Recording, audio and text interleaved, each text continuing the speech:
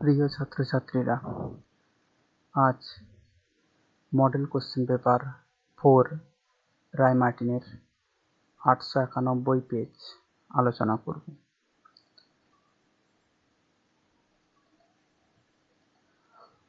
প্রথম কোশ্চেন, সঠিক ক্রমটি স্থির করো। গ্রাহক, কারক, সংজ্ঞাবহ স্নায়ু, আজ্ঞাবহ স্নায়ু, স্নায়ুকেন্দ্র। গ্রাহক, স্নায়ুকেন্দ্র, আজ্ঞাবহ, সংজ্ঞাবহ স্নায়ু, কারক। গ্রাহক, সংজ্ঞাবহ স্নায়ু, স্নায়ুকেন্দ্র, আজ্ঞাবহ স্নায়ু এবং কারক। এটাই হলো ঠিক উত্তর গ।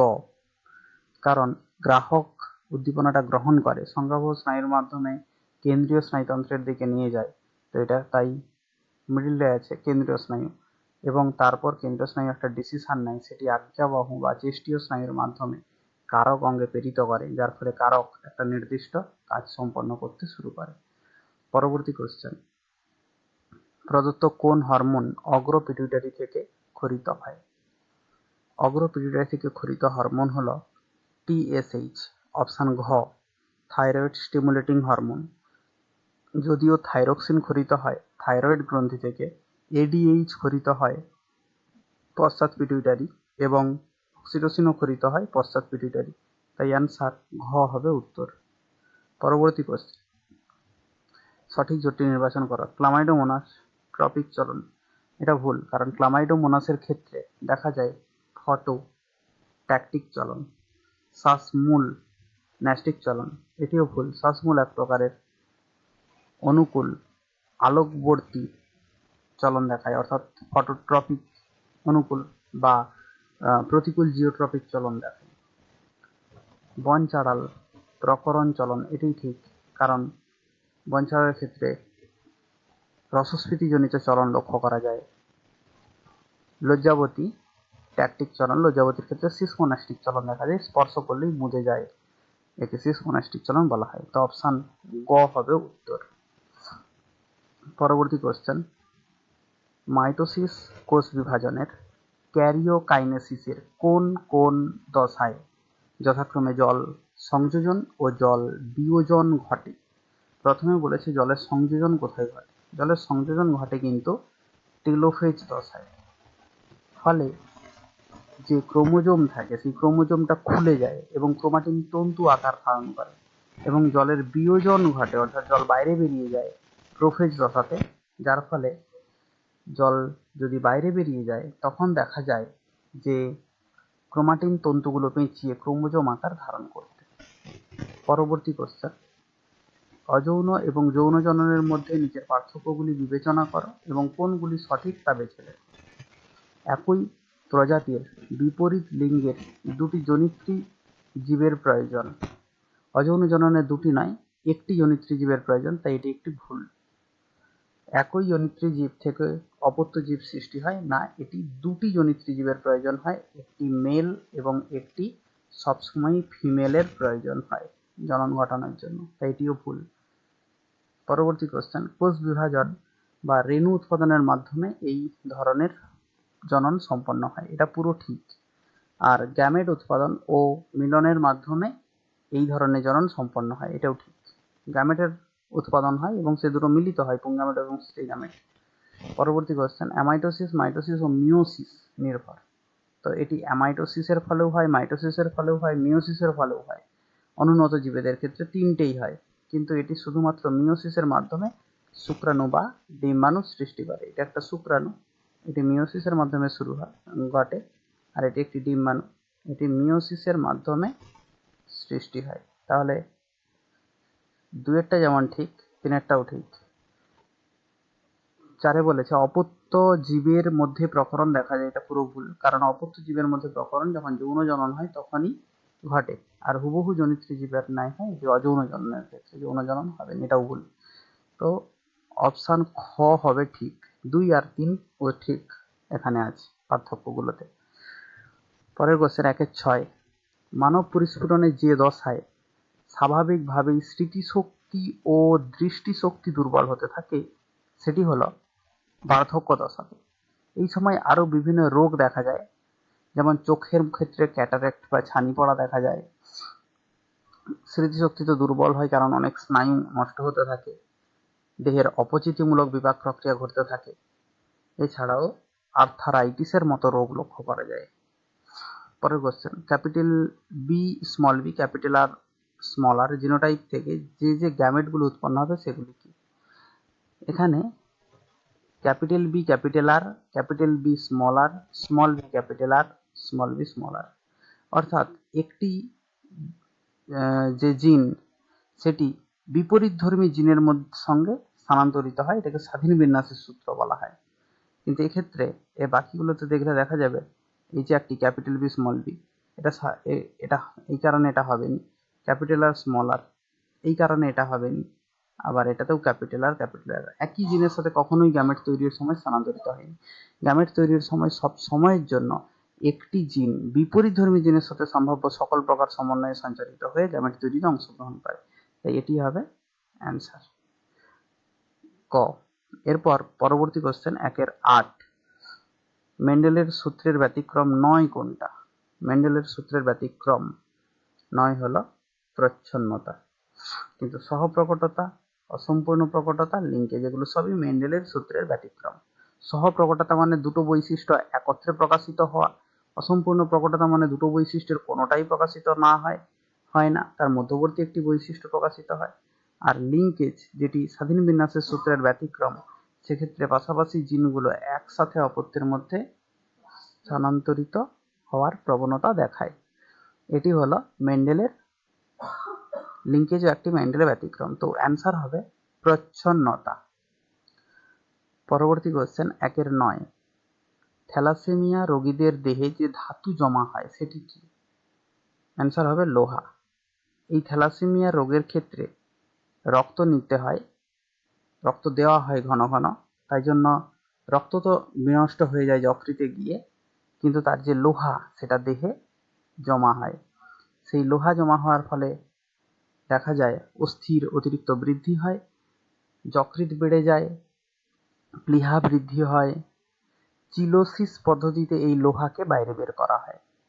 পরবর্তী কোশ্চেন 1-10, অপসারী বিবর্তনকে নির্দেশ করে কোনটি?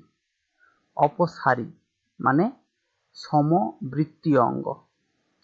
অপসারী বিবর্তন সমবৃত্তীয় অঙ্গের কে নির্দেশ করে। সমবৃত্তীয় হলো এখানে পাখির ডানা ও মানুষের হাত। পাখির ডানা এবং মানুষের হাত উভয়ের ক্ষেত্রে দেখলে দেখা যায় হিউমেরাস, রেডিয়াস আলনা, কার্পাল, মেটাকার্পাল, ফ্যালাঞ্জেস এই অস্থিগুলো উভয়ের ক্ষেত্রেই আছে, কিন্তু এরা গঠনগত দিক থেকে একই হলেও কার্যগতভাবে আলাদা। তাই হলো এরা সমসংস্থ অঙ্গ, তাই এরা অপসারী বিবর্তনকে নির্দেশ করে। তো অপশন গ হবে অ্যান্সার। পরের কোশ্চেন, ডারউইনের মতবাদ প্রদত্ত কোন মতবাদের ব্যাখ্যা দিতে অসমর্থ হয়েছে?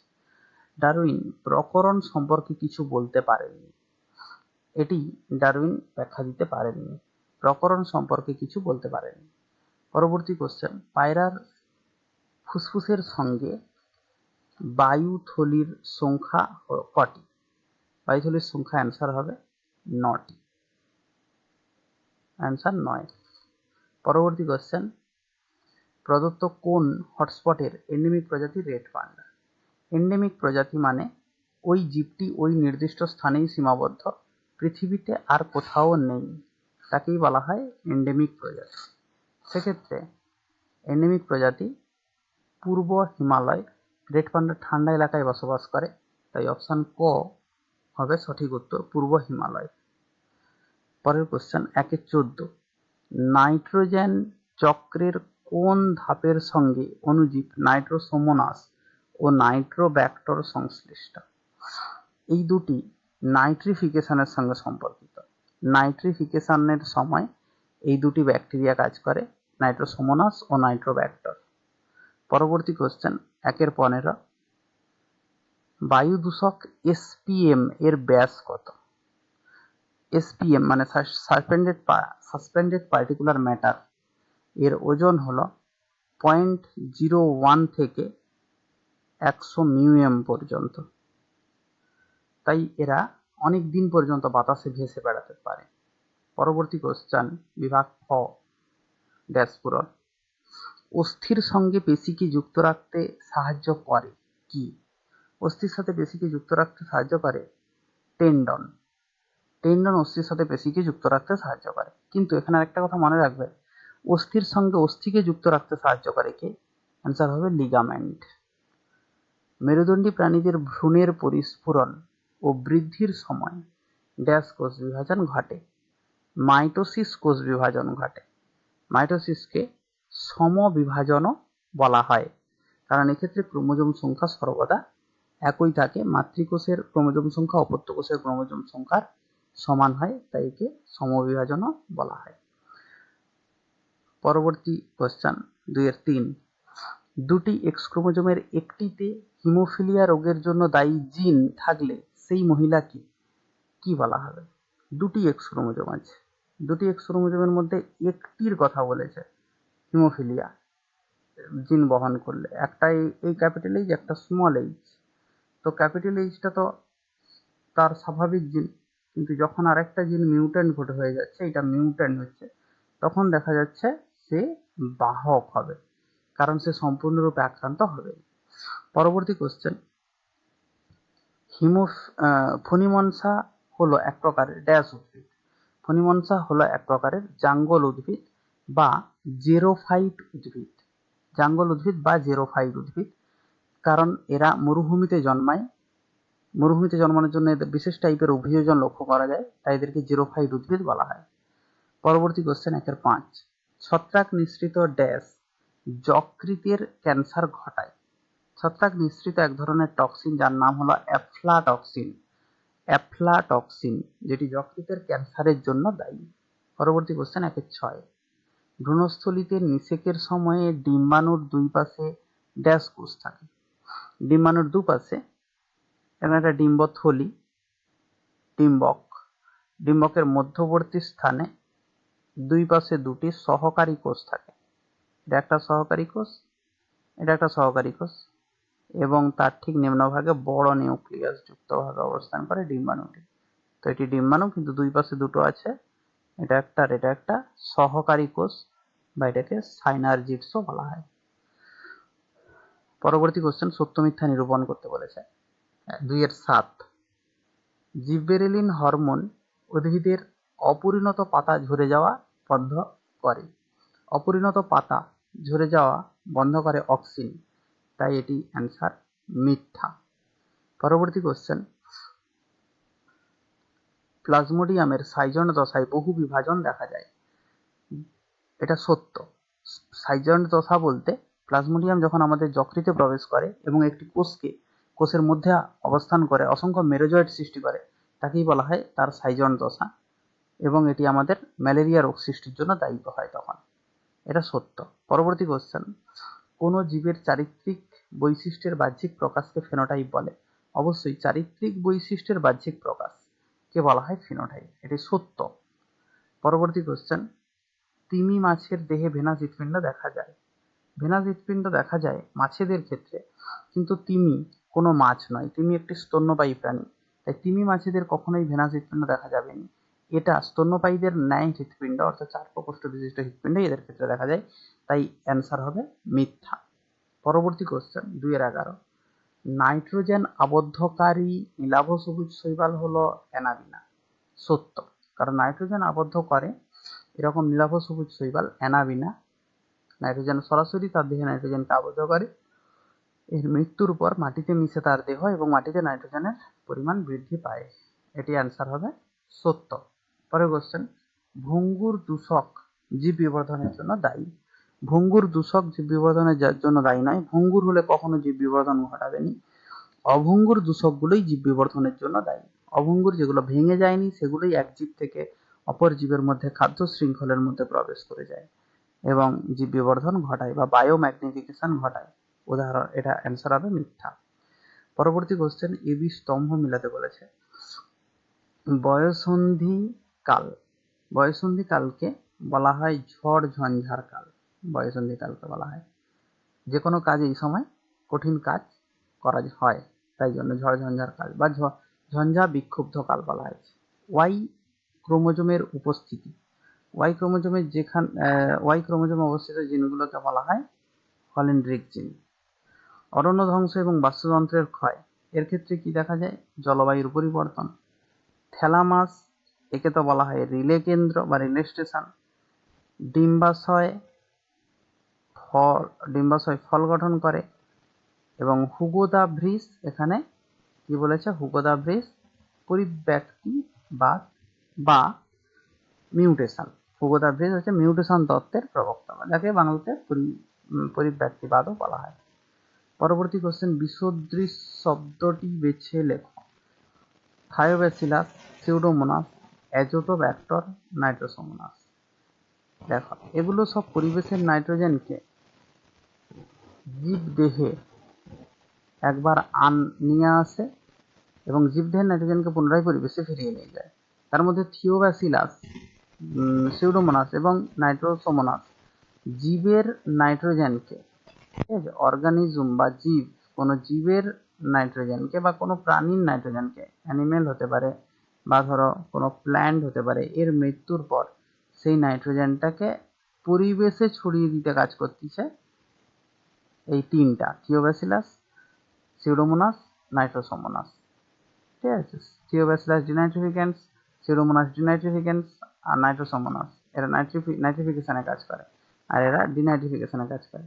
কিন্তু একমাত্র এই অ্যাজোটোব্যাক্টরে কি করে? পরিবেশের নাইট্রোজেনকে পুনরায় জীবদেহের মধ্যে স্থানান্তরিত করতে সহায়তা করে। কৃষি জমিতে এগুলো ব্যবহার করা হয়। বর্তমানে এর নাম হচ্ছে অ্যাজোথ্রিক্স হিসাবে বাজারে বিক্রি হয়। যেগুলো মাটিতে ছড়িয়ে দিলে মাটির উর্বরতা শক্তি তো বাড়ায়, তার সাথে নাইট্রোজেনের পরিমাণও মাটিতে বৃদ্ধি পায়। পরের কোশ্চেন, স্পার্মাটোজেনেসিসের জন্য দায়ী হরমোনের নাম। স্পার্মাটোজেনেসিস কাকে বলা হয়? যে প্রক্রিয়ার মাধ্যমে স্পার্ম তৈরি হয় শুক্রাশয়ের অভ্যন্তরে, তাকে বলা হয় স্পার্মাটোজেনেসিস। এক্ষেত্রে টেস্টোস্টেরন বা পুরুষদের ক্ষেত্রে আইসিএসই, যেটাকে অনেক সময় এলএইচও বলা হয়, মহিলাদের ক্ষেত্রে এলএইচ, তবে অনেক বই এলএইচটাই লেখা থাকে, আইসিএসইটা নাও লেখা থাকতে পারে। ঠিক আছে, এগুলোর জন্য স্পার্মাটোজেনেসিস প্রক্রিয়া চালু হয়। পরবর্তী কোশ্চেন, গুরু মস্তিষ্ক, চিন্তা ও বুদ্ধি, লঘু মস্তিষ্ক দেহের ভারসাম্য রক্ষাতে সাহায্য করে। 258টি অপত্য কোষ। পরবর্তী কোশ্চেন, 256টি অপত্য কোষ সৃষ্টিতে একটি দেহকোষকে কতবার মাইটোসিস প্রক্রিয়ায় বিভাজন হতে হবে? 256 পর্যন্ত যেতে হবে। যেমন 1 থেকে 2, 2 থেকে 4টা, 4টা থেকে 8টা, 8 থেকে 16টা, 16 থেকে 32টা, 32 থেকে 64টা, 64 থেকে 128টা, 128 থেকে 256টা।